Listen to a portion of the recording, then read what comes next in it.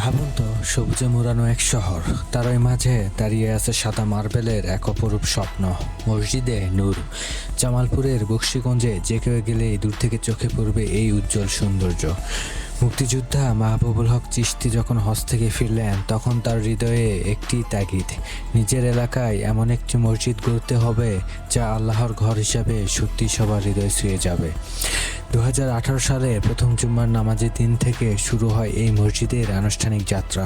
বিশাল গম্বুজ, চারপাশে ছোট গম্বুজের সারি আর 4টি সুউচ্চ মিনার যেন আকাশ ছুঁয়ে বলছে, এসো এখানে শান্তি খোঁজো। দেয়ালে মেহরাব, কারুকাজে সবখানে আছে সূক্ষ্ম সৌন্দর্য। প্রতিদিন দূর দূরান্ত থেকে মানুষ আসে এই মসজিদটি দেখতে, ছবি তুলতে আর নামাজ আদায় করতে। রমজান, ঈদ এই সময়ে তো মানুষের ঢল নামে এখানে। মসজিদের পাশেই আছে মাদ্রাসা, অনাথ শিশুদের জন্য থাকার সুন্দর ব্যবস্থা। আর এই সুন্দর আয়োজনের পিছনে আছে একটি মাত্র আশা, আল্লাহর সন্তুষ্টি আর মানুষের কল্যাণ। বক্সিগঞ্জ বাজারের একটু আগেই রাস্তার ধারে দাঁড়িয়ে থাকা এই মসজিদ যেন সবার দৃষ্টি কাড়ে। মসজিদে নূর এখন শুধু একটি মসজিদ নয়, এটি পুরো ময়মনসিংহ অঞ্চলের গর্ব। যদি কখনো সুযোগ পান, একদিন এই পবিত্র জায়গায় আসুন, বিশ্বাস করুন আপনার হৃদয় ভরে যাবে অপার প্রশান্তিতে।